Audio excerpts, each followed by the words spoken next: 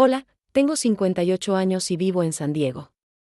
El día del bautizo de mi primer nieto, mi propia hija me cerró la puerta de la iglesia en la cara diciendo, no hay lugar para ti, mamá. Volví a casa con el corazón destrozado, pero algo dentro de mí me hizo llamar a mi contador, y lo que descubrí me dejó sin aire. Mi hija había falsificado mi firma para intentar vender mi casa, la casa que compré con el dinero de la herencia de mi madre, con 40 años de su trabajo vendiendo rebozos en Guadalajara. Durante 14 meses viví la traición más dolorosa que una madre puede imaginar, pero decidí luchar. Hoy estoy aquí para contarte cómo una costurera viuda enfrentó a su propia hija y recuperó su dignidad. Comparto mi historia porque sé que hay otras abuelas allá afuera sufriendo en silencio. Si mi verdad puede darles fuerza, todo habrá valido la pena. Por favor, déjame tu comentario, dale like y suscríbete. ¿Necesito saber que no estoy sola? Me llamo Rosa Elena Martínez, tengo 58 años y vivo en San Diego desde hace más de 2 décadas.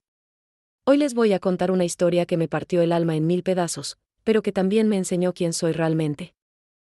¿Alguna vez han sentido que el suelo desaparece bajo sus pies? ¿Que la persona en quien más confiaban les clava un cuchillo en la espalda? Eso fue lo que viví aquella mañana de marzo, cuando llegué a la iglesia de Nuestra Señora de Guadalupe para el bautizo de mi primer nietecito. Me había levantado tempranísimo, antes de que saliera el sol sobre el Océano Pacífico que se ve desde mi casita en Ocean Beach. Preparé café de olla, ese que me enseñó a hacer mi abuelita allá en Guadalajara, con canela y piloncillo. El aroma dulce llenó toda mi cocina mientras yo planchaba mi vestido azul marino de encaje, el mismo que usé en la boda de mi hija Laura hace 5 años. Me puse mis aretes de perlas que fueron de mi mamá, me arreglé el pelo con esmero y hasta me compré un ramo de flores blancas para la Virgencita. Conduje por toda la ciudad hasta La Joya, ese barrio elegante donde viven las familias ricas. La iglesia era enorme, toda blanca y llena de vitrales hermosos. Mi corazón latía de emoción. Cuando había soñado yo, una costurera que trabajó tantos años en las fábricas de Tijuana, que tendría un nieto bautizado en una iglesia tan linda? Llegué con media hora de anticipación porque así me enseñaron mis padres, siempre con tiempo de sobra para las cosas importantes. Pero cuando empecé a subir las escaleras de la entrada, vi a Laura parada en la puerta. Mi hija. Mi única hija. La niña que cargué 9 meses, que crié sola cuando su papá se fue, que alimenté con tamales que vendía en el mercado para que nunca le faltara nada. Estaba ahí, vestida con un traje elegante color crema, con el pelo recogido en un chongo perfecto, maquillada como si fuera modelo de revista. Me acerqué sonriendo, con mi bolsa en una mano y las flores en la otra. Mi hija. Qué bonita te ves. ¿Dónde está mi nietecito? Pero ella no me devolvió la sonrisa. Sus ojos, esos ojos cafés que son igualitos a los míos, me miraron con algo que nunca había visto antes. ¿Frialdad? ¿Vergüenza? ¿Desprecio? No hay lugar para ti, mamá, me dijo con una voz bajita pero firme. No fuiste invitada. Me quedé paralizada. Las flores casi se me cayeron de las manos. ¿Cómo que no fui invitada? Es mi nieto. Soy tu mamá. Mi voz salió temblorosa, como si alguien me estuviera ahorcando. Lo siento, pero así decidimos mi esposo y yo. Esta es una ceremonia privada, solo para la familia de él y algunos amigos selectos. Tú no encajas aquí. Movió su mano señalando mi vestido, mi bolsa vieja, mis zapatos que aunque limpios eran de hace años. Esto es importante para nosotros, para nuestro futuro social. No podemos tener complicaciones. ¿Complicaciones? ¿Yo era una complicación? La mujer que vendió hasta sus joyas para ayudarle a pagar el enganche de su primera casa. La que se quedó 3 noches sin dormir cosiendo el vestido de su boda porque no podía pagar una modista cara. La que cuidó de ella cuando tuvo varicela, cuando se rompió el brazo, cuando lloró por su primer amor. Laura, por favor. Extendí mi mano hacia ella, pero dio un paso atrás como si mi toque la fuera a contaminar. Vete a casa, mamá. Te llamaré otro día. Y cerró la puerta de madera tallada en mi cara. Alcancé a escuchar risas adentro, música suave de órgano, el murmullo de gente elegante conversando. Y yo ahí parada en las escaleras como una tonta, con mis flores marchitándose en mis manos y lágrimas quemándome los ojos. ¿Saben lo que se siente caminar de regreso a tu carro cuando el mundo acaba de colapsar? Cada paso pesaba como si llevara piedras en los pies. La gente que pasaba me miraba con curiosidad o lástima. Una señora mayor me preguntó si me sentía bien. No pude contestarle. Solo negué con la cabeza y seguí caminando. Manejé de regreso a Ocean Beach sin saber muy bien cómo llegué. Las lágrimas me nublaban la vista. El olor del incienso de la iglesia todavía estaba pegado en mi ropa, burlándose de mí. Cuando llegué a mi casa, esa casita de 2 cuartos con vista parcial al mar que compré con tanto sacrificio, me senté en el sofá de la sala y lloré hasta que no me quedaron más lágrimas. Frente a mí, en la pared, estaba mi imagen de la Virgen de Guadalupe. La había traído desde Guadalajara hace 30 años, envuelta en periódicos viejos y cargada en autobuses por miles de kilómetros. Ella me miraba con esos ojos compasivos. ¿Qué hago, Virgencita?, le pregunté. ¿Cómo es posible que mi propia hija me haga esto? Pero la Virgen no me contestó. Solo seguía mirándome con esa paz eterna que tienen los santos. Y yo ahí, una mujer de 58 años que pensaba que ya había sufrido todo lo que se podía sufrir en esta vida, descubriendo que el dolor más grande viene de donde menos lo esperas, de tu propia sangre. Esa noche no dormí. Me quedé sentada en mi sillón, tomando chocolate caliente que me sabía amargo, mirando por la ventana el Pacífico negro y salvaje. Las olas seguían rompiéndose contra las rocas, constantes, eternas, como si nada hubiera pasado. Y algo dentro de mí, algo que había estado dormido por muchos años, empezó a despertar. Porque a la mañana siguiente, con el sol saliendo sobre el mar, tomé una decisión que cambiaría todo. No iba a quedarme callada. No iba a aceptar esta humillación. Si mi hija creía que podía tratarme así, estaba muy equivocada. Iba a descubrir qué era lo que realmente estaba pasando. Y lo que encontré fue mucho peor de lo que jamás imaginé. El lunes siguiente al bautizo amaneció gris y nublado, como si hasta el cielo supiera que algo malo estaba pasando. Me levanté temprano como siempre, pero esta vez no preparé café de olla. No tenía ganas de nada. Me senté en la mesa de mi cocina, esa mesa de madera donde había comido miles de veces con Laura cuando era niña, donde le ayudé con su tarea, donde hicimos tamales juntas cada Navidad. ¿Cómo habíamos llegado a esto? Recordé algo que mi esposo me había dicho antes de irse. Rosa, si algún día necesitas ayuda con los papeles o el dinero, llama al señor Hernández. Él es buena gente, te va a ayudar.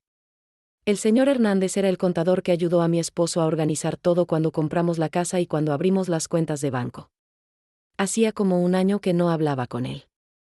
Busqué su número en mi libreta vieja, esa que tengo desde hace 15 años con páginas amarillentas y esquinas dobladas. Mis manos temblaban mientras marcaba. ¿Por qué estaba tan nerviosa? Era solo una llamada para revisar que todo estuviera en orden con mis papeles. Señora Martínez, qué gusto escucharla, me dijo el señor Hernández con esa voz amable que tiene. Justo estaba pensando en llamarle. ¿En serio? ¿Por qué? Algo en mi estómago se apretó. Bueno, es que han pasado cosas raras últimamente. He recibido llamadas pidiendo información sobre sus cuentas. Alguien preguntando por cambios de contraseñas, por acceso a documentos. Me pareció extraño porque usted nunca me había mencionado que quisiera hacer cambios. Mi corazón empezó a latir más rápido. ¿Quién llamó? Hubo un silencio al otro lado de la línea. Su hija, señora Martínez. Laura llamó 3 veces el mes pasado. Quería información sobre la escritura de su casa, sobre las cuentas que ustedes abrieron juntas cuando le ayudó con el enganche de su casa hace 5 años. Yo no le di nada porque me enseñó usted que cualquier cosa importante tenía que consultarla primero con usted, pero me preocupó. El mundo empezó a dar vueltas. Me tuve que agarrar de la mesa para no caerme. ¿Mi hija? ¿Laura preguntó por mi casa? Sí, señora. Y no solo eso. Preguntó si su casa tenía hipoteca, cuánto valdría ahora en el mercado, si usted tenía más propiedades. Yo le dije que esas eran preguntas que tenía que hacerle directamente a usted, pero insistió mucho. Hasta me ofreció pagarme por la información. Por supuesto que le dije que no. Sentí como si alguien me hubiera echado agua helada por la espalda. Señor Hernández, ¿usted cree que mi hija está tratando de quitarme mi casa? Otro silencio largo. No quiero asustarla, señora Martínez, pero yo he visto estos casos antes. Hijos que piensan que los padres ya están viejos, que no necesitan tanto, que ellos podrían usar mejor ese dinero. No siempre es con mala intención al principio, a veces se convencen a sí mismos de que están haciendo lo correcto, pero... No lo dejé terminar. Necesito verlo. Necesito revisar todos mis papeles, todas mis cuentas. ¿Puede ser hoy? Claro que sí. Venga a mi oficina a las 3 de la tarde. Voy a sacar todo lo que tengo archivado de usted. Colgué el teléfono y me quedé mirando la pared. En mi cabeza empezaron a pasar recuerdos como una película. Laura visitándome hace 6 meses, muy cariñosa de repente después de casi no venir por meses. Mamá, deberías simplificar tus finanzas. Ya estás mayor, no necesitas preocuparte por tantas cosas. Yo puedo ayudarte. Laura trayéndome papeles para firmar. Son solo formalidades, mamá. Para que si algo te pasa, todo esté en orden. Es por tu bien. Yo confiando, firmando sin leer bien porque mis ojos ya no son los mismos y porque era mi hija. ¿Qué madre desconfía de su propia hija? A las 3 en punto estaba en la oficina del señor Hernández en Chula Vista. Su oficina está en un edificio viejo, con escaleras que crujen y olor a café viejo, pero él siempre ha sido honesto. Me recibió con un abrazo y cara de preocupación. Señora Rosa, siéntese por favor. Tenía una carpeta grande sobre su escritorio, llena de papeles. He revisado todo desde que usted llamó. Y hay cosas que no me gustan nada. Me enseñó documentos, contratos, papeles con mi firma. Algunos yo los recordaba, otros no. Mire esto, me dijo señalando uno. Este documento dice que usted acepta poner su casa como garantía para un préstamo. ¿Usted firmó esto? Miré el papel. Había una firma que parecía la mía, pero yo nunca había pedido ningún préstamo. No, no recuerdo haber firmado esto. Y este otro, sacó más papeles. Este dice que usted acepta que su hija tenga acceso completo a todas sus cuentas bancarias. Que ella puede mover dinero, cerrar cuentas, hacer lo que quiera sin su permiso. ¿Qué? Me levanté de la silla sin poder controlarme. Yo nunca firmaría algo así. Nunca. El señor Hernández me puso una mano en el hombro. Siéntese, por favor. Cálmese. Vamos a resolver esto, pero necesito que me cuente todo. ¿Cuándo empezó Laura a pedirle que firmara papeles? Y ahí, sentada en esa silla incómoda de su oficina, le conté todo. Las visitas cada vez más raras de Laura. Las conversas sobre pensar en el futuro de los nietos. Las reuniones con abogados donde me decían que firmara, solo formalidades. El señor Hernández tomaba notas, frunciendo el ceño cada vez más. Señora Rosa, esto es serio. Muy serio. Su hija está tratando de tomar control de su patrimonio. Y si estos documentos son válidos, si realmente son su firma, ella podría hasta vender su casa sin que usted pueda hacer nada. ¿Y si no son mi firma? Pregunté con un hilo de voz. ¿Y si ella falsificó mi firma? Entonces eso sería un delito. Pero también significaría llevar todo esto a las autoridades. ¿Usted está dispuesta a denunciar a su propia hija? Me quedé callada. Denunciar a Laura. A mi niña. A la bebé que cargué en mis brazos. ¿Cómo había llegado a esto? El señor Hernández me dejó pensar en silencio.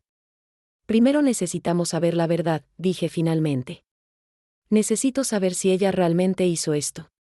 Y necesito saber por qué. ¿Por qué su propia madre no es suficientemente buena para el bautizo de su hijo, pero mi casa sí es suficientemente buena para robarla? El señor Hernández asintió. Vamos a contratar un experto que revise estas firmas. Y mientras tanto, voy a bloquear todas sus cuentas para que nadie pueda tocarlas sin su autorización personal y presencial. ¿Le parece bien? Sí, dije, aunque mi voz sonaba quebrada. Hágalo. Cuando salí de esa oficina ya era de noche. Las luces de Chula Vista brillaban en la oscuridad y yo caminaba por la calle como zombi. En mi bolsa llevaba copias de todos esos papeles sospechosos. Evidencia de que tal vez, solo tal vez, mi propia hija me había traicionado de la peor manera posible. Esa noche, de regreso en mi casa, no encendí las luces. Me senté en la oscuridad de mi sala, mirando la imagen de la Virgen de Guadalupe que apenas se distinguía en las sombras. Dime qué hago, Virgencita, susurré. Porque yo ya no sé qué hacer. Los días siguientes pasaron como en cámara lenta. Yo seguía haciendo mi rutina de siempre porque no sabía qué más hacer. ¿Cómo se supone que actúas cuando descubres que tu hija tal vez te está robando? ¿Te quedas en cama llorando? ¿Gritas? ¿Rompes cosas? Yo no hice nada de eso. En cambio, hice lo que siempre he hecho cuando la vida se pone difícil: trabajar. Cada sábado desde hace 3 años vendo tamales en el mercado de pulgas de Chula Vista. Empecé después de que mi esposo se fue, cuando me di cuenta de que mi pensión no alcanzaba para todo. Al principio me daba vergüenza. ¿Qué iban a decir las vecinas? Rosa Martínez, vendiendo comida en el mercado como si fuera una cualquiera. Pero luego me acordé de mi abuelita en Guadalajara, que vendió rebozos en el mercado de San Juan de Dios por 40 años y nunca se avergonzó. El trabajo honesto nunca debe dar vergüenza. Ese sábado, después de mi reunión con el contador, me levanté a las 4 de la mañana. Todavía estaba oscuro afuera. Encendí la radio bajito, buscando esa estación que pone música de Juan Gabriel y Vicente Fernández. Necesitaba escuchar voces en español, necesitaba sentir que no estaba sola aunque estuviera sola en mi cocina. Saqué la masa que había dejado preparando desde la noche anterior. Masa de maíz para los tamales verdes, masa roja para los de chile. El olor de la manteca mezclada con el maíz llenó mi cocina, ese olor que es como un abrazo de mi infancia. Empecé a untar la masa en las hojas de maíz que había dejado remojando. Mis manos se movían solas, sin pensar. Una capa delgada de masa, un poco de pollo deshebrado con salsa verde, doblar, doblar otra vez, amarrar con una tirita de hoja. Mientras trabajaba, mi mente no paraba. ¿En qué momento Laura se había convertido en esta persona? Recordé cuando tenía 5 años y me ayudaba a hacer tortillas. Se le quedaban todas chuecas y gruesas, y las dos nos reíamos. Recordé cuando tenía 15 y le dije que no podía comprarle los tenis caros que todas sus amigas tenían. Lloró, me gritó que la avergonzaba, que éramos pobres por mi culpa. Pero al día siguiente vino y me abrazó. Perdóname, mamá. No importan los tenis. Te quiero. ¿Dónde estaba esa Laura? Para las 7 de la mañana ya tenía 120 tamales listos. Los puse en mis ollas viejas y los cargué al carro. El mercado de pulgas abre a las 8, y si llegas tarde pierdes los mejores lugares. Mientras manejaba por las calles de San Diego, vi a otras familias latinas haciendo lo mismo. Carros llenos de cosas para vender: ropa, zapatos, herramientas, comida. Todos nosotros tratando de sobrevivir en este país que es nuestro pero que a veces no se siente nuestro. En el mercado, monté mi mesita en el mismo lugar de siempre, al lado de doña Carmen que vende elotes y de don Pedro que vende CDs piratas de música regional mexicana. Ellos son mis amigos, mi familia aquí. Doña Carmen me vio la cara y supo inmediatamente que algo andaba mal. Rosa, ¿qué tienes? Te ves terrible. ¿Cómo le explicas a alguien que tu hija te humilló y te está robando? No encontré las palabras. Solo negué con la cabeza. Nada, doña Carmen. Solo estoy cansada. Pero ella no es tonta. Ha vivido 65 años y ha visto de todo. Es tu hija, ¿verdad? La gente habla, Rosa. Ya me contaron que no te dejó entrar al bautizo. Sentí que las lágrimas querían salir otra vez, pero las aguanté. ¿Quién le contó? La comadre de mi prima vive en La Joya. Vio todo. Dijo que fue muy feo lo que te hicieron. Doña Carmen puso su mano arrugada sobre la mía. Los hijos a veces olvidan de dónde vienen, mija. Se casan con gente rica y se les olvida que su mamá trabajó como burro para darles de comer. Es peor que eso, doña Carmen. Y ahí, entre el ruido del mercado y el olor de los elotes asándose, le conté todo. Los papeles sospechosos, el contador, la posibilidad de que Laura estuviera tratando de quitarme mi casa. Doña Carmen se quedó callada un rato largo. Luego me apretó la mano fuerte. Escúchame bien, Rosa. Tú eres fuerte. Más fuerte de lo que crees. Has sobrevivido cosas peores. ¿Te acuerdas cuando llegaste aquí sin hablar inglés, sin papeles, sin nada?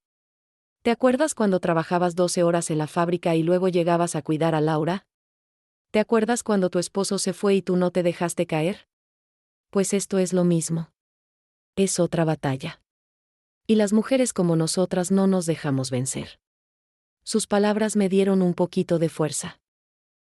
Ese día vendí todos mis tamales. La gente venía, compraba, algunos preguntaban por qué tenía los ojos rojos. Alergia, les decía. Mentira piadosa. Porque la verdad era que estaba llorando por dentro con cada tamal que vendía, con cada peso que guardaba en mi delantal. Al final del día, cuando ya estaba recogiendo mis cosas, llegó alguien que no esperaba. Mi yerno, Daniel, el esposo de Laura. Venía solo, sin ella, con cara de que no quería estar ahí. Se acercó a mi mesita con las manos en los bolsillos. Rosa, necesitamos hablar. No tengo nada que hablar contigo, le dije sin mirarlo. Seguí guardando mis ollas vacías. Por favor. Es importante. Es sobre Laura, sobre lo del bautizo. Yo no estaba de acuerdo. Eso me hizo parar. Lo miré directo a los ojos. ¿No estabas de acuerdo pero dejaste que pasara? Es complicado. Se veía incómodo, sudando aunque no hacía calor. Mira, yo sé que estuvo mal. Yo le dije a Laura que tenía que invitarte, que eres la abuela. Pero ella insistió. Dijo que las familias de La Joya son muy importantes, que necesitamos hacer buena impresión, que tú no encajabas en ese ambiente. Que yo no encajo. Repetí sus palabras, probándolas en mi boca como algo amargo. Porque soy pobre. Porque vendo tamales. Porque no tengo ropa cara ni hablo inglés perfecto. No es eso. Bueno, sí es eso, pero no es todo. Daniel miró alrededor como asegurándose de que nadie escuchara. Laura ha cambiado mucho desde que nos casamos. Mi familia tiene dinero, muchas conexiones. Ella quiere ser parte de ese mundo. Y yo cometí errores. Errores financieros grandes. Perdimos mucho dinero en inversiones malas. Ahora estamos desesperados.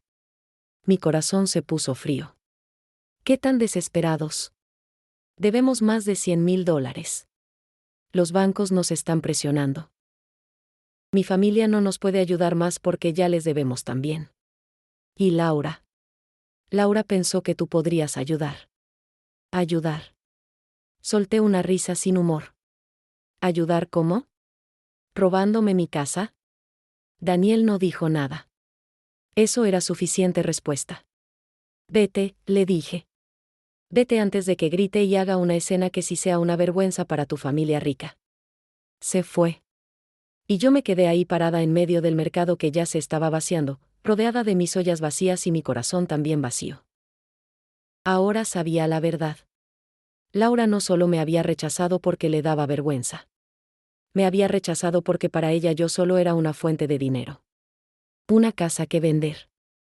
Un problema que solucionar. Esa noche, de vuelta en mi casa de Ocean Beach, me senté en mi porche viendo el Pacífico. Las olas seguían rompiéndose, como siempre. Constantes. Eternas. Y yo pensé, si las olas pueden seguir rompiendo después de miles de años, yo también puedo seguir. Puedo seguir siendo Rosa Martínez. Puedo seguir siendo fuerte. Pero Dios, cómo dolía. Septiembre llegó con un calor seco que hacía que todo se sintiera como horno. En San Diego, septiembre es el mes más caliente del año, cuando hasta el mar parece que hierve. Yo seguía mi rutina, levantarme temprano, hacer tamales, vender en el mercado, volver a casa, dormir poco. El señor Hernández me había dicho que el experto en firmas necesitaba tiempo para revisar todos los documentos. Mientras tanto, yo esperaba. Y esperaba. Y me sentía morir por dentro. Había bloqueado el número de Laura. No podía hablar con ella sin gritar. Sin llorar. Sin preguntarle cómo era posible que me hubiera hecho esto. Doña Carmen decía que estaba bien, que necesitaba tiempo para procesar todo. Pero el tiempo no hacía que doliera menos. Cada noche miraba las fotos de Laura de cuando era niña. Su primera comunión. Su graduación. Su boda. En todas las fotos yo estaba ahí, sonriendo, orgullosa. ¿Qué había pasado? Era sábado por la tarde, y yo estaba en mi casa preparando más tamales para el domingo. Tenía las manos llenas de masa cuando sonó el timbre. No esperaba a nadie. Por un segundo pensé que era Laura, y mi corazón dio un brinco. Pero cuando abrí la puerta, no era ella. Era una muchacha. Una adolescente de como 15 años, flaquita, con el pelo largo y negro amarrado en una cola de caballo. Tenía los ojos cafés de Laura, la misma nariz que yo. Mi nieta. Sofía. La había visto solo en fotos que Laura me mandaba de vez en cuando, pero hacía años que no la veía en persona. Abuela, su voz era bajita, insegura. Me quedé paralizada. ¿Estaba soñando? ¿Sofía? Sí. Se mordió el labio. ¿Puedo pasar? No quiero que alguien me vea. La dejé entrar, todavía en shock. Se sentó en mi sofá y miró alrededor de mi sala. Sus ojos se detuvieron en la imagen de la Virgen de Guadalupe, en las fotos familiares, en mi mesa donde todavía estaban las ollas con masa. ¿Estás haciendo tamales?, preguntó. Sí. Los vendo en el mercado. No sabía qué más decir. ¿Qué le dices a una nieta que casi no conoces porque su mamá te alejó de ella? Mi mamá dice que eres pobre. Que te dedicas a cosas vergonzosas.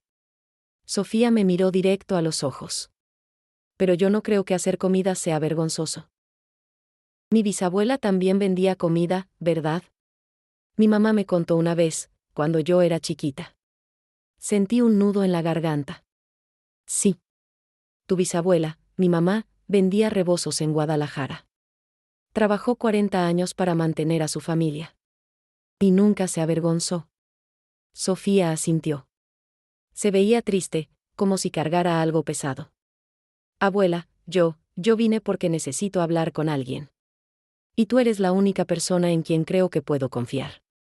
¿Qué pasa, mija? Me senté a su lado. Quería abrazarla, pero no sabía si ella querría. Mis papás están peleándose todo el tiempo.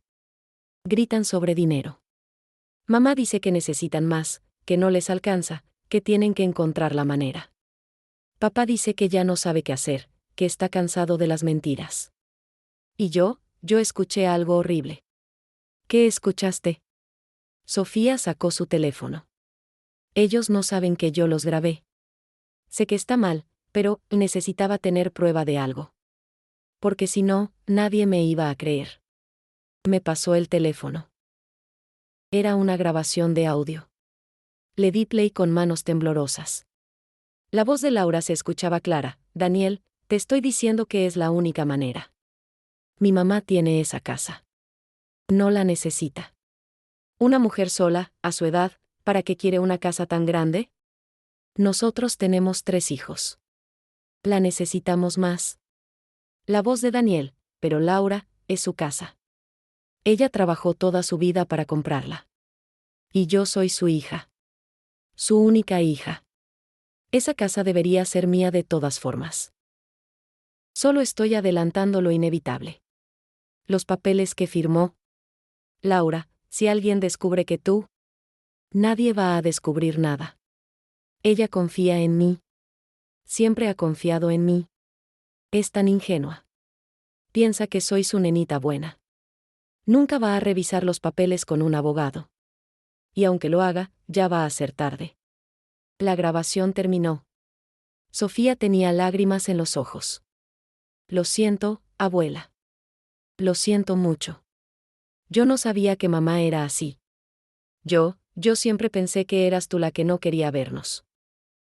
Mamá decía que estabas muy ocupada, que no te importábamos. Pero ahora sé que ella mintió.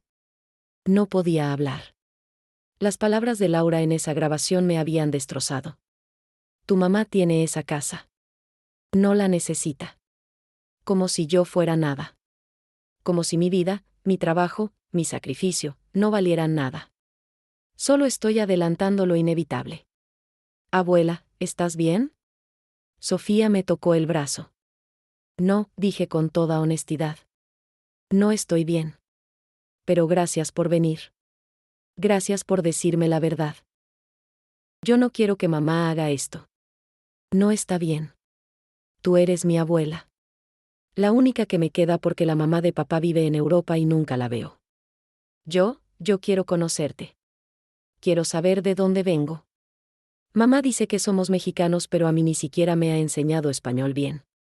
Dice que no es importante, que vivimos en América ahora. Pero yo quiero aprender. Quiero saber hacer tamales como tú. Quiero saber las historias de la familia. Empecé a llorar. No podía evitarlo. Y Sofía me abrazó. Mi nieta, esta niña que casi no conocía, me abrazó fuerte como si ella fuera la adulta y yo la niña. No llores, abuela. Por favor, no llores. Es que estoy tan feliz de que vinieras, le dije. Y tan triste por todo lo demás. ¿Puedo venir otra vez?, preguntó. Los sábados por la tarde mamá piensa que estoy en la biblioteca estudiando. ¿Puedo venir aquí en vez de eso? Claro que sí, mija. Puedes venir cuando quieras. Esta es tu casa también. Sofía sonrió por primera vez. Y en esa sonrisa vi esperanza. Porque si Laura me había quitado todo, al menos no me había quitado esto. Esta oportunidad de conocer a mi nieta. De enseñarle de dónde viene. De pasarle las historias de nuestra familia como mi abuela me las pasó a mí. Ese día le enseñé a hacer tamales. Sus manos torpes, tan parecidas a las de Laura a esa edad, untaban la masa con mucho cuidado. ¿Así está bien?, preguntaba a cada rato. Perfecto, le decía yo. Y era verdad. Todo era perfecto en ese momento, en mi cocina llena de olor a masa y manteca, con mi nieta a mi lado aprendiendo, riendo, siendo parte de algo más grande que ella. Cuando se fue, ya casi de noche, me dio un abrazo largo. Gracias, abuela. Por todo. No, mija. Gracias a ti. Me salvaste la vida hoy. Y era verdad. Porque en medio de toda esta oscuridad, Sofía era una luz. Pequeña, frágil, pero luz al fin y al cabo. Y yo me iba a aferrar a esa luz con todas mis fuerzas. Los días después de la visita de Sofía fueron diferentes. Todavía dolía, todavía me sentía traicionada, pero ahora tenía algo por qué luchar. No solo por mí, sino por mi nieta. Por esa niña que quería conocer sus raíces, que quería aprender a hacer tamales, que me llamaba abuela con tanto cariño. Cada sábado Sofía venía a mi casa. Le enseñé a hacer tortillas, a preparar arroz rojo, a hacer el mole que mi abuela me enseñó en Guadalajara cuando yo tenía su edad. Le conté historias de México, de cómo era crecer en un pueblo donde todos se conocían, donde las fiestas duraban 3 días y toda la familia participaba. Sus ojos brillaban cuando le hablaba de su bisabuela, de su tatarabuela, de todas esas mujeres fuertes que vinieron antes de ella. ¿Por qué mamá nunca me contó todo esto?, preguntó un día mientras amasábamos masa para pan dulce. A veces la gente olvida de dónde viene cuando quiere llegar a otro lugar, le dije. No quería hablar mal de Laura frente a su hija, pero tampoco podía mentir. Mientras tanto, el señor Hernández seguía investigando. A principios de octubre me llamó a su oficina otra vez. Esta vez no fui sola. Llevé a doña Carmen conmigo porque necesitaba que alguien me diera fuerza, y ella había insistido en acompañarme. Señora Rosa, tenemos noticias, dijo el señor Hernández cuando nos sentamos. Tenía una carpeta todavía más gorda que la primera vez. El experto en grafología revisó todos los documentos. Las firmas en los papeles más importantes, especialmente los que autorizan la venta de su casa, no son suyas. Sentí como si alguien me hubiera dado un golpe en el estómago. ¿Estás seguro? Completamente seguro. Mire. Me mostró fotos ampliadas de las firmas. Su firma verdadera tiene un temblor natural aquí, en la R de Rosa.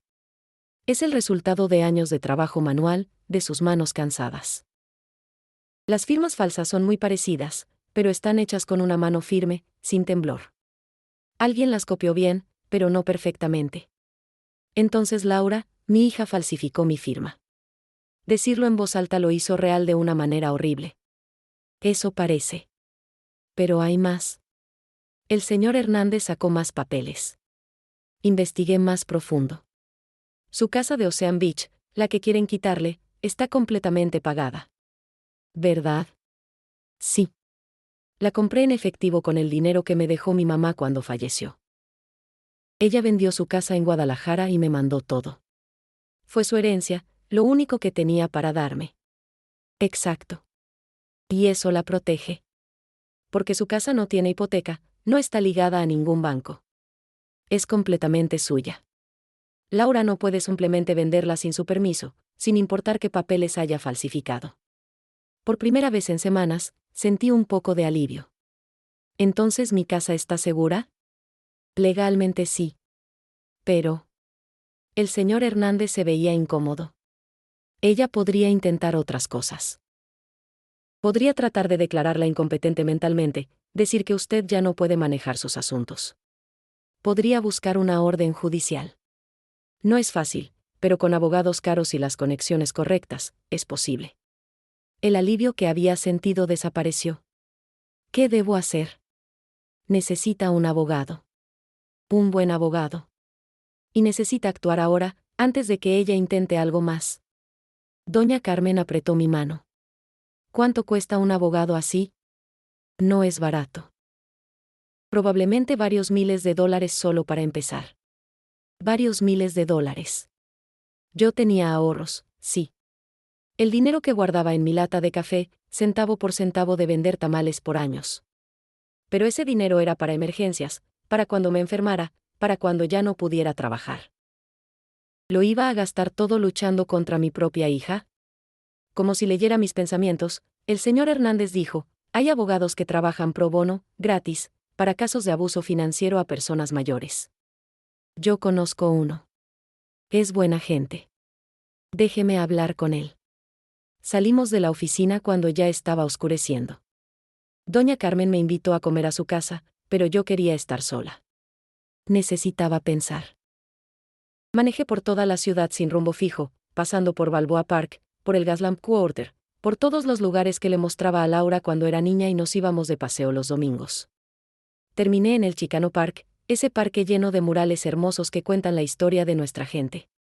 Me senté en una banca mirando los colores brillantes de las pinturas. Había un mural de la Virgen de Guadalupe, enorme, protegiéndonos a todos con su manto. Me quedé mirándola mucho tiempo. ¿Qué hago, Virgencita?, le pregunté en voz baja. ¿Peleo contra mi propia hija? ¿Gasto todo mi dinero en abogados? ¿O dejo que se lleve mi casa, lo único que tengo, para que ella pueda pagar sus deudas y seguir viviendo en su mundo de ricos? La Virgen no me contestó, obviamente. Pero mientras estaba ahí sentada, llegó un grupo de muchachos jóvenes. Traían guitarras y una caja de pizza. Se sentaron cerca de mí y empezaron a tocar música. Corridos, canciones viejitas que mi papá escuchaba cuando yo era niña. Y de repente, sin esperarlo, empecé a llorar. Uno de los muchachos, no más de 20 años, dejó de tocar y se acercó. ¿Está bien, señora? No podía hablar. Solo negué con la cabeza. ¿Quiere un pedazo de pizza? Tenemos mucha. La amabilidad de ese extraño me rompió. Le conté todo. Todo. El bautizo, la traición, los documentos, el miedo de perder mi casa. Los muchachos me escucharon en silencio. Cuando terminé, el que había hablado primero dijo, mi abuela pasó por algo parecido con mi tío. Él le quitó todo. Ella no peleó porque dijo que la familia es sagrada, que uno no pelea contra la familia. Murió sin nada, viviendo de la caridad de la iglesia. Y mi tío nunca fue a visitarla ni una vez. Ni a su funeral. ¿Qué me quieres decir?, pregunté. Que a veces la familia no es la que comparte tu sangre. Es la que comparte tu corazón. Y que uno tiene que luchar por lo que es suyo. Mi abuela se sacrificó toda su vida por sus hijos, ¿y para qué? Para que la olvidaran. Usted no merece eso. Ninguna madre lo merece. Sus palabras se quedaron conmigo. Esa noche, de vuelta en mi casa, saqué la lata de café donde guardaba mis ahorros. Conté el dinero. $5,000.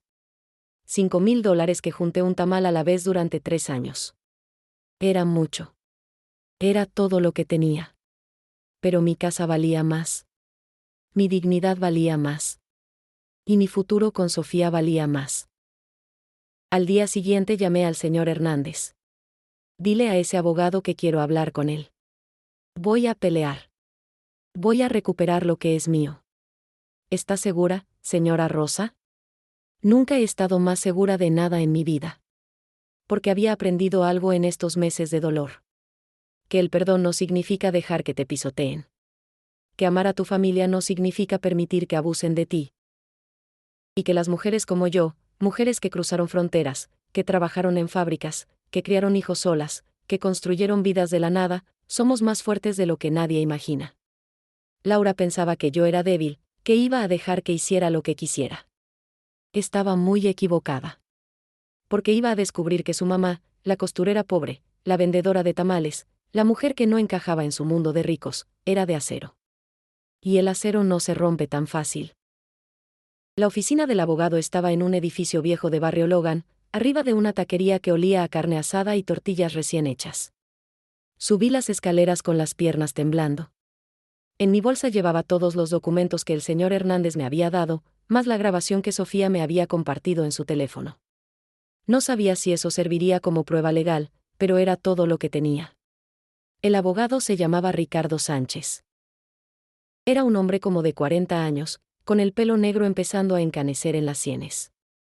Me recibió con un apretón de manos firme y una sonrisa genuina. Su oficina era pequeña pero ordenada, con diplomas en las paredes y fotos de su familia en el escritorio. Señora Martínez, siéntese por favor. El contador Hernández me contó su situación. Es una historia difícil. Difícil es poco, le dije. Es una pesadilla. Entiendo.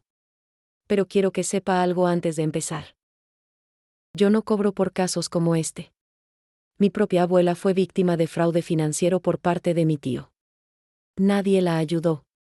Murió pensando que ella había hecho algo mal, que ella tenía la culpa de haber perdido todo. Desde entonces, prometí ayudar a personas como usted. Sin costo. Sentí lágrimas en mis ojos otra vez. Parecía que en los últimos meses no hacía más que llorar. ¿Por qué hay gente tan buena y gente tan mala en el mundo? No lo sé, señora. Pero lo que sí sé es que vamos a pelear por usted. Ahora, muéstreme todo lo que tiene. Pasamos 2 horas revisando cada papel. Ricardo tomaba notas, fruncía el ceño, suspiraba. Cuando le mostré la grabación de Sofía, su cara se puso seria. Esta grabación es muy incriminatoria. Pero hay un problema. Su nieta la grabó sin permiso de su mamá. En California, eso puede ser ilegal dependiendo de las circunstancias. Mi corazón se hundió. ¿Entonces no sirve?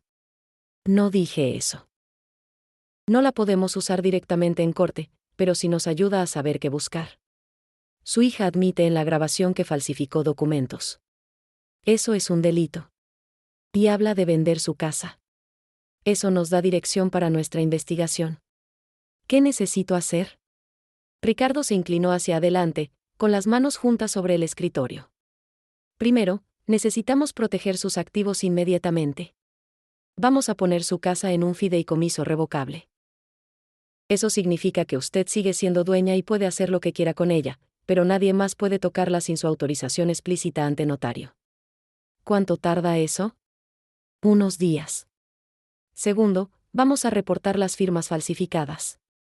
El señor Hernández dice que el experto en grafología está dispuesto a testificar. Eso es bueno. Tercero. Hizo una pausa. Tercero, necesito que piense muy bien en qué quiere lograr con todo esto. Quiero recuperar mi casa. Quiero que Laura no pueda robarme. Eso lo lograremos. Pero, ¿quiere más? ¿Quiere que ella enfrente consecuencias legales? Falsificar firmas es un delito grave. Podría enfrentar cargos criminales. Me quedé callada. ¿Quería que mi hija fuera a la cárcel? La imagen de Laura tras las rejas me revolvió el estómago. Por más que me había traicionado, seguía siendo mi niña. La bebé que amamanté, a la que le canté canciones de cuna, a la que curé cuando se enfermaba. No quiero que vaya a la cárcel, dije finalmente. Solo quiero que me deje en paz. Que reconozca que mi casa es mía y punto. Ricardo asintió. Entiendo. Entonces buscaremos una resolución civil, no criminal. le exigiremos que firme documentos renunciando a cualquier reclamo sobre su propiedad.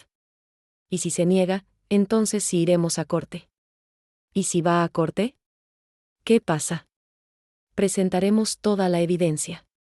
Las firmas falsas, los testimonios del contador y del experto. No puedo usar la grabación directamente, pero puedo llamar a testificar a su nieta si ella está dispuesta. No, dije inmediatamente. No quiero meter a Sofía en esto. Ya es suficientemente difícil para ella. Respeto eso. Entonces usaremos solo la evidencia documental. Es sólida. Muy sólida. Creo que podemos ganar.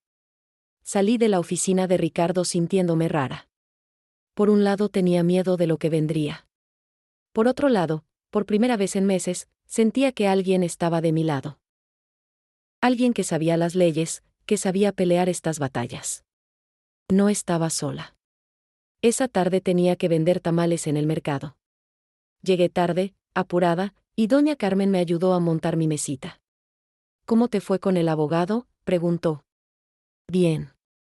Creo. Dice que podemos ganar. ¿Y cómo te sientes tú? Era una buena pregunta. ¿Cómo me sentía? Asustada. Triste. Pero también enojada. Por primera vez en mi vida, estoy enojada de verdad con Laura. Antes solo estaba herida. Ahora estoy furiosa. Esa furia es buena, dijo doña Carmen sabiamente. La furia te va a mantener fuerte cuando quieras rendirte. Acuérdate de eso. Los días siguientes fueron un torbellino de papeles y firmas. Ricardo trabajaba rápido. El fideicomiso se estableció en menos de una semana. Mi casa ahora estaba protegida. Nadie podía venderla sin que yo apareciera personalmente ante un notario. Me sentí un poquito más segura. Pero entonces llegó noviembre, y con noviembre llegó el Día de los Muertos. Esta celebración siempre había sido especial para mí. Desde que era niña en Guadalajara, montaba altares para los que se habían ido. Mi mamá, mi papá, mi esposo. Todos los años Laura venía y montábamos el altar juntas. Poníamos pan de muerto, chocolate caliente, flores de cempasúchil. Era nuestra tradición. Este año, por primera vez en 30 años, monté el altar sola. Puse la foto de mi esposo en el centro, rodeada de velas. Puse las flores naranjas brillantes que compré en el mercado. Puse comida que a él le gustaba, mole, tamales, tequila. Y lloré mientras lo hacía porque Laura debería estar aquí.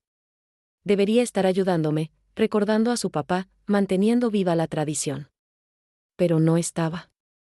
Y tal vez nunca volvería a estar.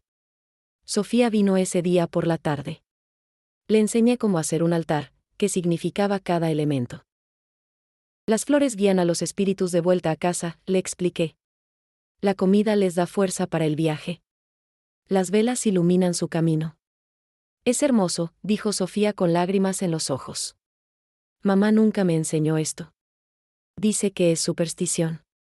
No es superstición. Es memoria. Es amor. Es no olvidar de dónde venimos.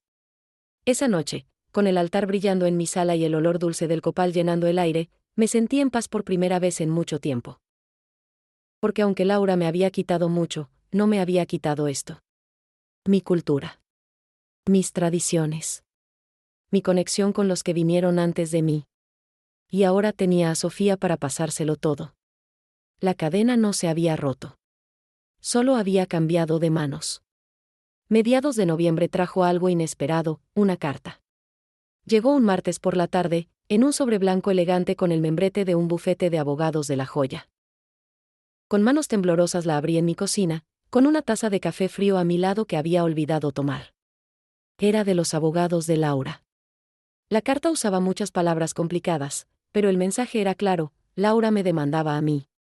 Decía que yo era una madre negligente, que no estaba en mis facultades mentales completas, que necesitaba un tutor legal. Y ese tutor, por supuesto, debería ser ella. Leí la carta 3 veces sin poder creerlo. Mi propia hija no solo estaba tratando de robarme, ahora quería declararme loca. Incompetente. Como si yo, que había manejado mi vida por 58 años, que había cruzado fronteras, trabajado, comprado una casa, criado una hija sola, de repente fuera una viejita senil que no sabía ni atarse los zapatos. Llamé a Ricardo inmediatamente. ¿Puede hacer esto? ¿Puede decir que estoy loca? Puede intentarlo, dijo Ricardo con voz calmada. Pero no va a ganar. Usted trabaja, vende sus tamales, maneja, vive independientemente. No hay ninguna evidencia de que necesite un tutor. Es solo una táctica de intimidación. Pues está funcionando. Estoy aterrada. Lo sé. Pero escúcheme, señora Rosa. Esto es bueno para nosotros. ¿Bueno? ¿Cómo puede ser bueno? Porque ella dio el primer paso legal. Nos demandó. Eso significa que ahora todo va a corte. Y en corte, nosotros tenemos la oportunidad de presentar nuestra evidencia. Las firmas falsificadas, todo. Ella acaba de abrir la puerta que necesitábamos. No me sentía mejor, pero confiaba en Ricardo. ¿Qué hago ahora? Ahora esperamos la fecha de la audiencia. Y mientras tanto, usted sigue viviendo su vida normal. Sigue trabajando, sigue vendiendo sus tamales, sigue siendo exactamente quien es. Porque eso es lo que vamos a demostrar en corte, que usted está perfectamente bien. Los días siguientes fueron horribles. Cada vez que sonaba el teléfono me asustaba. Cada vez que venía el correo temía otra carta de abogados. No podía dormir bien. Comía poco. Doña Carmen se preocupaba por mí. Te estás poniendo muy flaca, Rosa. Tienes que comer. No tengo hambre. Todo me sabe a nada. Sofía seguía viniendo los sábados. Esas visitas eran lo único que me mantenía cuerda. Un sábado, mientras hacíamos tortillas juntas, me dijo algo que me sorprendió. Abuela, mi papá quiere venir a hablar contigo. Me quedé congelada con una tortilla a medio palmear. ¿Tu papá? ¿Daniel? Sí. Dice que necesita decirte algo. Algo importante. No confiaba en Daniel. Él había estado del lado de Laura en todo esto. Pero la curiosidad me ganó. ¿Qué quiere decir? No me quiso contar. Solo dijo que tiene que ser en persona. Una parte de mí quería decir que no. Pero otra parte, esa parte que siempre busca respuestas, quería saber. Dile que puede venir. Pero aquí, a mi casa. Y tú tienes que estar presente. Sofía asintió. Le voy a decir. Daniel vino 2 días después, un lunes por la tarde. Llegó en su carro elegante, vestido con traje como si viniera del trabajo. Se veía nervioso, sudando aunque no hacía calor. Sofía estaba sentada a mi lado en el sofá, como mi guardiana. Rosa, gracias por recibirme, dijo Daniel sin sentarse, parado en medio de mi sala. No tengo todo el día. ¿Qué quieres? Respiró profundo. Vengo a pedirte perdón. Y a decirte la verdad sobre todo. ¿La verdad? ¿Ahora me vas a decir la verdad? Después de que tu esposa me demandó diciendo que estoy loca. Yo no sabía que iba a hacer eso. Te lo juro. Cuando me enteré, nos peleamos feo. Laura y yo, nuestro matrimonio está acabado. Ya no aguanto más. Sofía lo miró con lágrimas en los ojos. Papá. Es verdad, mija. Tu mamá y yo nos vamos a divorciar. Y una de las razones es esto, lo que le está haciendo a tu abuela. Yo fui cómplice. Lo admito. Tenía miedo de perder todo, de que nos quedáramos en la calle. Pero esto ya fue demasiado lejos. ¿Y ahora qué quieres? Que te perdone. Mi voz sonaba dura pero por dentro estaba confundida. No espero que me perdones. Solo vengo a decirte algo que puede ayudarte en el caso. Se sentó finalmente, en el borde del sillón como si estuviera listo para salir corriendo. Laura no solo falsificó tu firma en los documentos de la casa. También falsificó mi firma en otros documentos. Tomó préstamos a mi nombre sin que yo supiera. Cuando descubrí las deudas que tenemos, fue horrible. Ella tiene un problema, Rosa. Un problema serio con el dinero, con mentir, con manipular. ¿Me estás diciendo que tu esposa es una mentirosa? Ya lo sé. No, te estoy diciendo algo más. Tengo copias de documentos que muestran todo lo que hizo. Préstamos fraudulentos, tarjetas de crédito a mi nombre, incluso intentó sacar un préstamo usando la casa de sus suegros como garantía sin que ellos supieran. Estoy dispuesto a dártelos. Estoy dispuesto a testificar en tu favor. Me quedé en silencio. Esto lo cambiaba todo. ¿Por qué harías eso? Es tu esposa. Fue mi esposa. Ya no la reconozco. La mujer con la que me casé no era así. O tal vez sí era así y yo no quería verlo. Pero ya no puedo seguir con esto. Tengo que pensar en mis hijos. No quiero que crezcan pensando que esto está bien, que robar a la familia es aceptable. Sofía lloraba en silencio a mi lado. Me dolía verla sufrir así. Esta niña estaba atrapada en medio de un desastre que no era culpa suya. ¿Y Laura sabe que estás aquí?, pregunté. No, y cuando se entere, va a enloquecer. Probablemente va a querer quedarse con custodia completa de los niños. Va a decir que yo soy el malo, que la traicioné. Pero ya no me importa. Lo correcto es lo correcto. Llamé a Ricardo inmediatamente. Le conté todo y le dije que Daniel estaba ahí. Ricardo vino a mi casa en menos de una hora. Daniel le entregó una carpeta llena de documentos. Ricardo los revisaba con ojos cada vez más grandes. Esto es oro, dijo Ricardo. Con esto no solo probamos que ella falsificó firmas, también probamos un patrón de fraude. Esto la hace ver muy mal ante cualquier juez. Entonces puedo ganar. Señora Rosa, con esto usted no solo va a ganar. Va a demolerla. Pero yo no me sentía victoriosa. Miraba a Sofía llorando, miraba a Daniel con cara de derrota, y pensaba en Laura. Mi hija. ¿Cómo había llegado tan lejos? ¿En qué momento se había perdido tanto que estaba dispuesta a destruir todo por dinero? Esa noche, después de que todos se fueran, me senté frente a mi altar de Día de los Muertos que todavía estaba montado. Las velas se habían consumido pero las flores seguían ahí, un poco marchitas. Miré la foto de mi esposo. No sé qué hacer, le dije a la foto. Ahora puedo ganar. Puedo proteger la casa. Pero, ¿a qué costo? ¿Perder a mi hija para siempre? Mi esposo no me contestó, obviamente. Pero recordé algo que él me decía siempre: Rosa, uno no puede controlar lo que otros hacen. Solo puede controlar lo que uno hace. Tenía razón. Yo no podía controlar las decisiones de Laura. Solo podía controlar las mías. Y mi decisión era clara: iba a pelear. No por venganza. No por orgullo. Sino porque era lo correcto. La fecha de la audiencia llegó a principios de diciembre, justo cuando San Diego se llenaba de luces navideñas y la gente empezaba a decorar sus casas. Yo no decoré nada ese año. No tenía ánimo para celebraciones. Solo pensaba en ese día, en ese momento en que me iba a parar frente a un juez y tendría que defender mi cordura, mi casa, mi vida. La noche anterior no dormí nada. Me quedé despierta mirando el techo, escuchando el océano a lo lejos. ¿Qué iba a pasar? ¿Y si el juez le creía a Laura? ¿Y si pensaba que yo era una viejita confundida y ella una hija preocupada? Las dudas me comían viva. A las 6 de la mañana me levanté y me arreglé con mucho cuidado. Me puse mi vestido negro más formal, el que usaba para bodas y funerales. Me maquillé solo un poco. Me peiné el pelo con una cola bien peinada. Quería verme respetable, competente. Quería que el juez viera que yo estaba bien. Ricardo pasó por mí a las 7:30. En el carro venían también el señor Hernández y doña Carmen.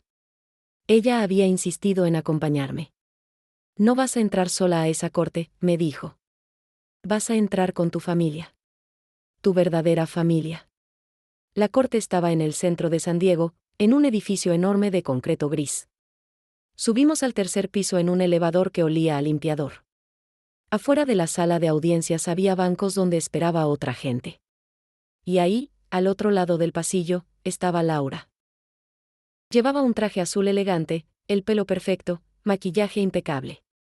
Se veía como una ejecutiva exitosa. A su lado estaban sus abogados, dos hombres con trajes caros y portafolios de cuero. Cuando me vio, su cara no mostró nada. Ni tristeza, ni vergüenza, ni enojo. Nada. Era como mirar a una extraña. No pude evitarlo. La miré directo a los ojos y le pregunté en voz baja, ¿por qué, mija? ¿Por qué me haces esto? Ella apartó la mirada sin contestar. Uno de sus abogados me puso una mano en el brazo. Señora, por favor no hable con nuestra clienta. Ricardo me llevó aparte. No hablé con ella. Puede complicar las cosas. Entramos a la sala. Era un cuarto grande con paredes de madera oscura, bancos duros como de iglesia, y al frente el estrado donde el juez se sentaría. Me senté detrás de Ricardo, con doña Carmen a un lado y el señor Hernández al otro. Mis manos temblaban. Doña Carmen las cubrió con las suyas, cálidas y arrugadas. Respira, mija. Todo va a estar bien. El juez entró. Era un hombre mayor, con el pelo completamente blanco y lentes gruesos. Se veía cansado, como si hubiera visto muchos casos tristes en su vida. Corte en sesión, dijo. Caso de Laura Martínez contra Rosa Elena Martínez. El abogado de Laura habló primero. Usó palabras complicadas, hablando de incapacidad mental, deterioro cognitivo, necesidad de protección. Hizo que yo sonara como una viejita que no sabía ni dónde estaba parada. Trajo un experto, que dijo que las personas de mi edad frecuentemente desarrollan demencia. Nunca me había evaluado a mí personalmente, pero ahí estaba, hablando de mí como si me conociera. Escuchar todo eso fue horrible. Me sentía chiquita, insignificante. ¿Así me veía Laura? Como una carga inútil que había que controlar. Entonces le tocó hablar a Ricardo. Se paró con calma, acomodó sus papeles, y empezó. Su señoría, lo que estamos viendo aquí no es una hija preocupada tratando de proteger a su madre. Es un intento de fraude y manipulación. Y tengo evidencia para probarlo. Presentó los documentos con las firmas falsificadas. Llamó al experto grafólogo que explicó, con lujo de detalle, por qué esas firmas no eran mías. Llamó al señor Hernández que testificó sobre todas las llamadas sospechosas de Laura preguntando por mis cuentas. Llamó a Daniel, mi yerno. Cuando Daniel subió al estrado, Laura se puso rígida. Su cara, que había estado vacía todo este tiempo, de repente mostró miedo. Daniel juró decir la verdad y empezó a hablar. Contó todo. Los préstamos fraudulentos, las deudas, como Laura le había dicho específicamente que planeaba tomar mi casa. El juez escuchaba con el ceño fruncido, tomando notas. ¿Y por qué no reportó esto antes?, preguntó el juez. Porque tenía miedo, su señoría. Miedo de perder a mis hijos, miedo de las consecuencias. Pero ya no puedo vivir con esto. Mi suegra no merece esto. Nadie lo merece. Luego me llamaron a mí al estrado. Caminé con piernas temblorosas y juré decir la verdad con una mano sobre la Biblia. Ricardo me hizo preguntas sencillas. Señora Martínez, cuénteme sobre su trabajo. Le hablé de mis tamales, de cómo los vendo cada semana. ¿Maneja su propio dinero? Sí, le dije. Tengo mi cuenta de banco, pago mis cuentas, manejo mi casa. ¿Alguien la ayuda con esto? No, lo hago sola.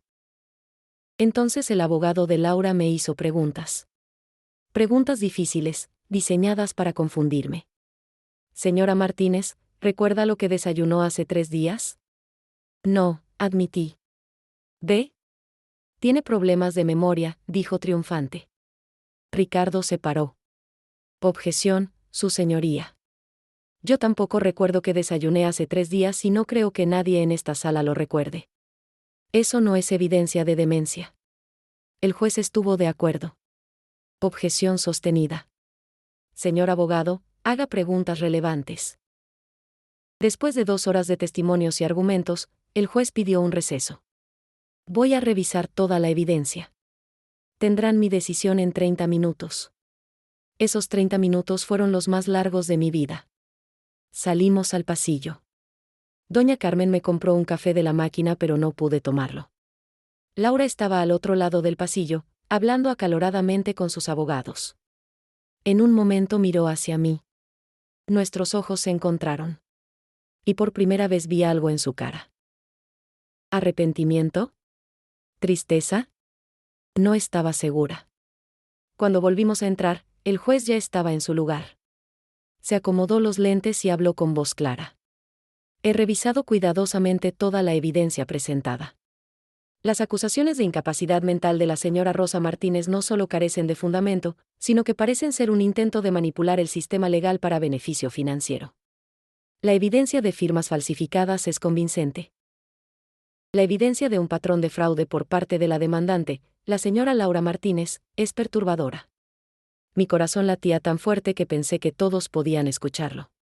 Por lo tanto, desestimo completamente la demanda. La señora Rosa Martínez está en plenas facultades mentales y no necesita tutor. Además, ordeno a la señora Laura Martínez que renuncie a cualquier reclamo sobre la propiedad de su madre y que no tenga contacto con las cuentas financieras de la señora Rosa Martínez sin su consentimiento explícito y notariado. Había ganado. Había ganado. Doña Carmen me abrazó fuerte. El señor Hernández tenía lágrimas en los ojos. Ricardo sonreía. Pero yo miraba a Laura. Mi hija se había levantado bruscamente y estaba saliendo de la sala con sus abogados detrás. Antes de salir, se volteó una última vez. Nuestros ojos se encontraron otra vez. Y vi algo que me partió el corazón, lágrimas. Después de la audiencia, Ricardo nos llevó a todos a cenar a un restaurante mexicano en Old Town. Doña Carmen insistió en que teníamos que celebrar. Ganaste, Rosa. Le demostraste al mundo quién eres. Había mariachis tocando, gente riendo, el olor de carne asada y tortillas llenando el aire. Pero yo no podía sentir alegría. Solo sentía un vacío enorme. No se ve muy feliz, señora Rosa, dijo Ricardo mientras esperábamos la comida. Gané el caso, dije. Pero perdí a mi hija. Doña Carmen apretó mi mano. Mi hija, tú no la perdiste. Ella se perdió a sí misma. Tal vez tenía razón. Pero eso no hacía que doliera menos. Esa noche, en mi casa, me senté en mi sillón mirando fotos viejas. Laura de bebé, sonriendo sin dientes. Laura en su primer día de escuela, nerviosa pero emocionada. Laura en su graduación de secundaria, orgullosa con su toga y birrete. Laura en su boda, hermosa con su vestido blanco, abrazándome y diciéndome, gracias por todo, mami. Te amo. ¿Dónde se había ido esa Laura? ¿En qué momento el dinero se había vuelto más importante que el amor? ¿En qué momento yo había dejado de ser su mamá y me había convertido en un obstáculo? Las semanas siguientes fueron extrañas. Legalmente había ganado. Mi casa estaba protegida. Nadie podía tocar mi dinero. Pero la victoria se sentía hueca. Pasó Navidad y no recibí ni una llamada de Laura. Pasó Año Nuevo y brindé sola en mi casa, mirando los fuegos artificiales sobre el Pacífico. Sofía seguía viniendo, pero se veía triste. Su familia se estaba desmoronando. Papá se mudó a un departamento, me contó un sábado mientras hacíamos tamales. Mamá está furiosa. Dice que todos la traicionamos. Que tú, que papá, que hasta yo. ¿Tú? ¿Qué hiciste tú? Le dije que vengo a visitarte. Se enojó muchísimo. Dijo que me estás envenenando contra ella, que me estás metiendo ideas en la cabeza.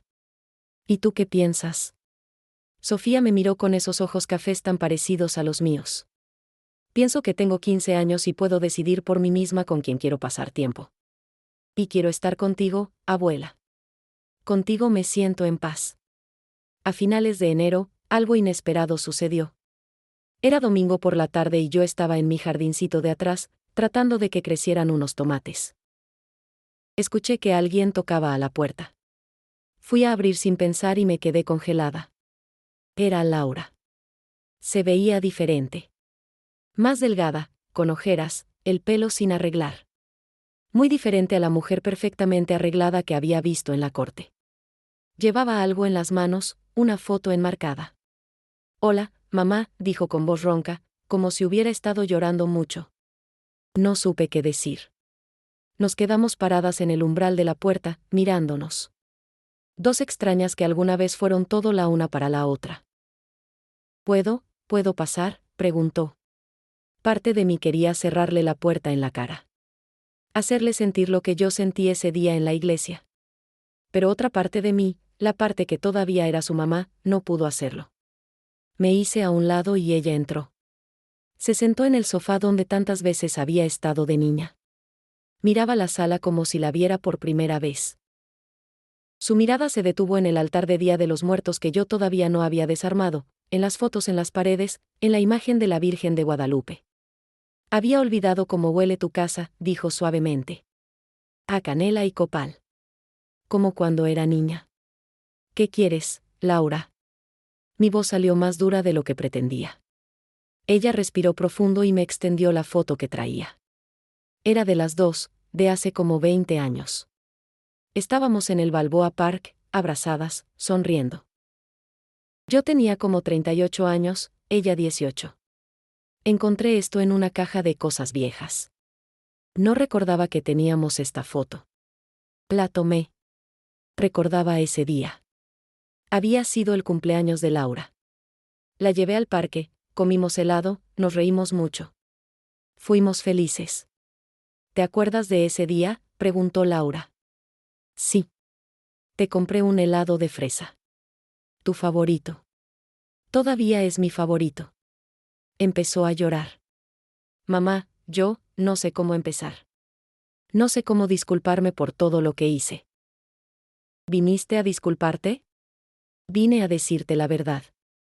La verdad que no pude decir en la corte, que no pude admitir ni a mí misma hasta ahora. Se limpió las lágrimas con el dorso de la mano. Me perdí, mamá. Cuando me casé con Daniel, cuando entré a ese mundo de dinero y lujos, me perdí. Empecé a pensar que lo material era lo importante. Que ser pobre era algo de lo que avergonzarse. Me avergoncé de ti. De mí. De todo lo que somos. Sus palabras me dolieron, pero al menos eran honestas. Cuando empezaron los problemas de dinero, cuando Daniel perdió todo en esas inversiones horribles, entré en pánico. Y en lugar de pedirte ayuda como una hija normal, en lugar de hablarte con la verdad, pensé que tenía derecho a tu casa. Que era mi herencia de todas formas, que solo estaba tomando lo que me correspondía. Pero no era tuyo. Es mi casa. La compré con el dinero de tu abuela. Lo sé. Lo sé ahora. Pero en ese momento, estaba tan ciega, tan desesperada. ¿Y el día del bautizo? Su voz se quebró. El día del bautizo, cuando te cerré la puerta, vi el dolor en tus ojos. Pero lo ignoré. Me dije a mí misma que estaba haciendo lo correcto, que tú lo entenderías algún día. Nunca lo voy a entender, Laura. Eres mi hija. Mi única hija. ¿Cómo pudiste hacerme eso? No tengo excusa. Solo tengo vergüenza. Vergüenza de lo que hice, de lo que me convertí. Se arrodilló frente a mí, como cuando era niña y había hecho algo malo. Mamá, no espero que me perdones. No merezco tu perdón. Solo vine a decirte que lo siento. Lo siento con toda mi alma. Y que si pudiera regresar el tiempo, lo haría todo diferente. La miré ahí arrodillada, mi hija, mi bebé.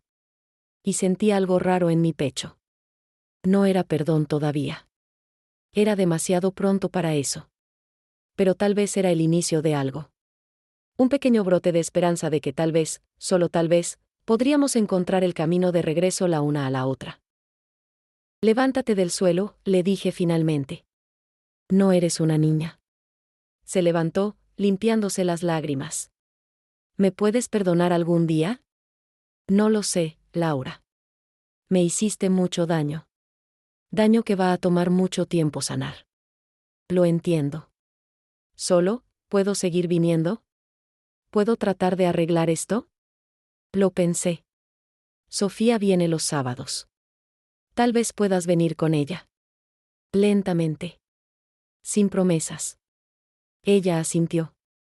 Sin promesas. Gracias, mamá. Gracias por no cerrarme la puerta como yo te la cerré a ti. Se fue después de eso. Y yo me quedé con la foto en mis manos, mirándola. Dos mujeres sonriendo, madre e hija, sin saber que años después casi lo perderían todo. Esa noche le hablé a la Virgen de Guadalupe otra vez. No sé si estoy haciendo lo correcto, Virgencita. Tal vez soy muy blanda.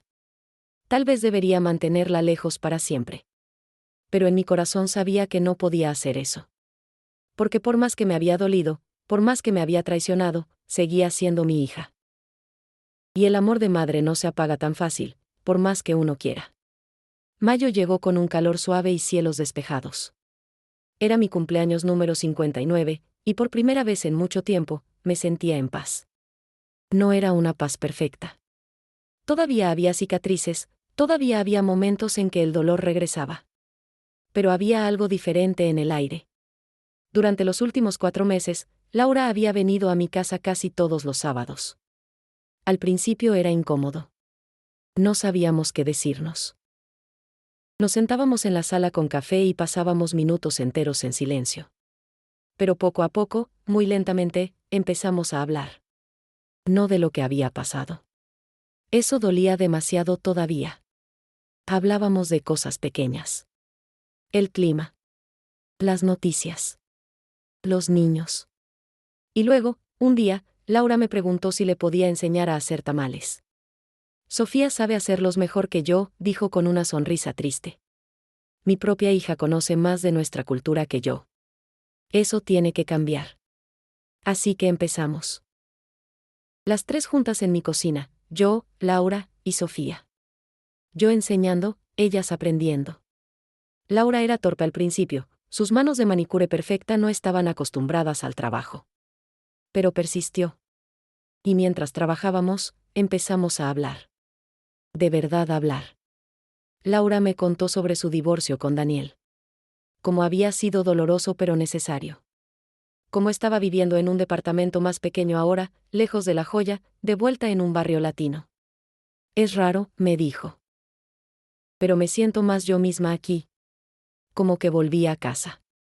Me contó sobre sus otros hijos. El bebé, que ya tenía 8 meses, se llamaba Diego. El niño de en medio, que tenía 3 años, se llamaba Marco. Los quiero traer a que los conozcas, me dijo un día. Si tú quieres, claro. Lo pensé mucho. Quería conocer a esos nietos que nunca había visto. ¿Los nietos del bautizo al que no fui invitada? Pero decidí que sí. Los niños no tenían culpa de los errores de sus padres. Así que un domingo de abril, Laura trajo a Diego y Marco. El bebé era gordito y sonriente, con hoyuelos en las mejillas. Marco era tímido, escondiéndose detrás de las piernas de su mamá. Pero cuando les di galletas caseras que había hecho, Marco empezó a ablandarse. ¿Eres mi abuela de verdad?, preguntó Marco con su vocecita. Sí, mi hijo. Soy tu abuela. ¿Por qué nunca te había visto? Laura se puso rígida, pero yo contesté con calma. A veces las familias se separan por un tiempo. Pero ahora estamos juntos otra vez. Bien, dijo Marco simplemente. Me caes bien. Haces buenas galletas. Fue un inicio. Pequeño, pero era algo. Ahora, en mi cumpleaños, había planeado algo especial. Invité a Sofía, a Laura, y a los niños a una carne asada en mi jardín. También invité a doña Carmen, al señor Hernández, a Ricardo el abogado, y a algunos de mis vecinos. Todas las personas que me habían apoyado durante los meses más oscuros. Mientras preparaba todo, la carne marinándose, las tortillas calentándose, la salsa fresca recién hecha, pensaba en el camino que había recorrido.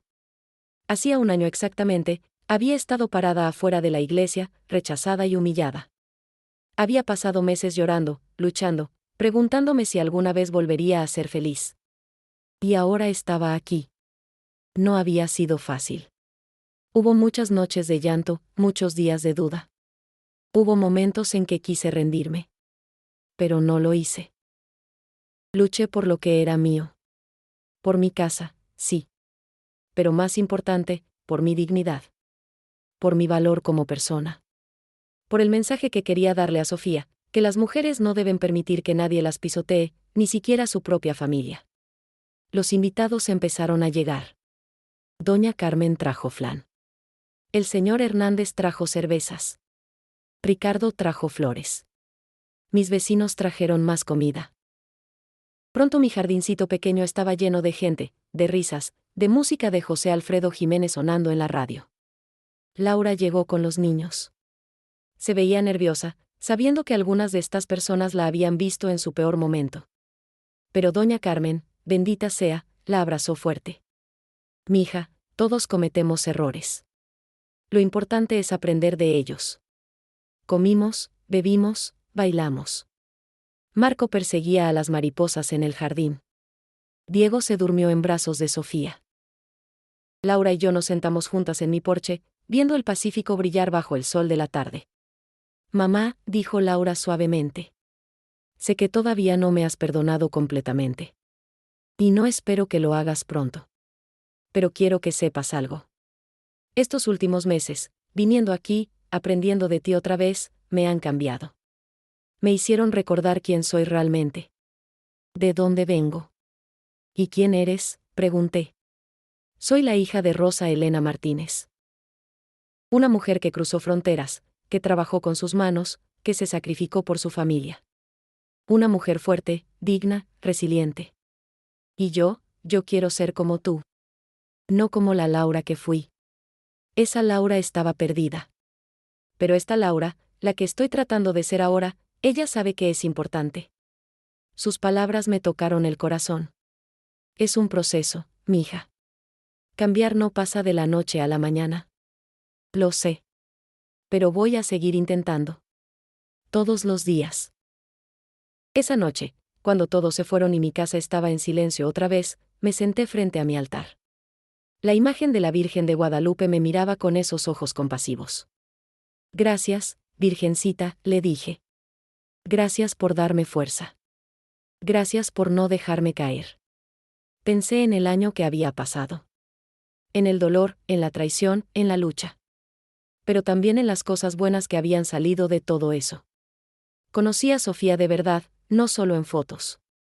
Aprendí que era más fuerte de lo que pensaba. Aprendí que había gente buena dispuesta a ayudar. Y aprendí que el perdón no significa olvidar o permitir abusos. El perdón es un proceso lento, doloroso, pero posible. Laura y yo teníamos un camino largo por delante.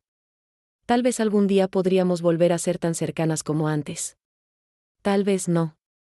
Pero al menos estábamos tratando. Y eso era algo. Sofía me preguntó el otro día qué había aprendido de todo esto. Le dije, aprendí que tu valor no depende de cuánto dinero tengas o en qué barrio vivas. Tu valor viene de quién eres por dentro. De tu trabajo, de tu honestidad, de tu capacidad de seguir adelante cuando la vida te tumba. Aprendí que las mujeres como nosotras, mujeres que vienen de abajo, que tienen que luchar por todo, somos de acero. Y el acero no se rompe fácil. Ahora, mientras escribo esto en un cuaderno viejo, sentada en mi porche viendo el atardecer sobre el Pacífico, siento paz. No una paz perfecta. Todavía hay días difíciles. Todavía hay momentos en que veo a Laura y recuerdo el dolor que me causó. Pero también veo esperanza. Esperanza de que las familias pueden sanar, de que los errores pueden corregirse, de que el amor verdadero, el que se prueba en el fuego, puede sobrevivir casi cualquier cosa. Mi casa de Ocean Beach sigue siendo mía. Los tamales que vendo cada sábado siguen siendo famosos en el mercado. Mis nietos ahora conocen a su abuela. Y yo, Rosa Elena Martínez, de 59 años, costurera, vendedora de tamales, inmigrante, sobreviviente, sigo aquí. Más fuerte que nunca. A todas las mujeres que están pasando por algo similar, les digo esto, no se rindan. Luchen por lo que es suyo. Su valor, su dignidad, su futuro. Porque ustedes valen más de lo que cualquiera podría quitarles. Y recuerden siempre, las olas del océano siguen rompiéndose contra las rocas después de miles de años. Y las rocas siguen ahí, firmes, fuertes, eternas. Nosotras también podemos ser así. Podemos ser rocas. Podemos ser acero. Podemos ser inquebrantables. Y lo seremos.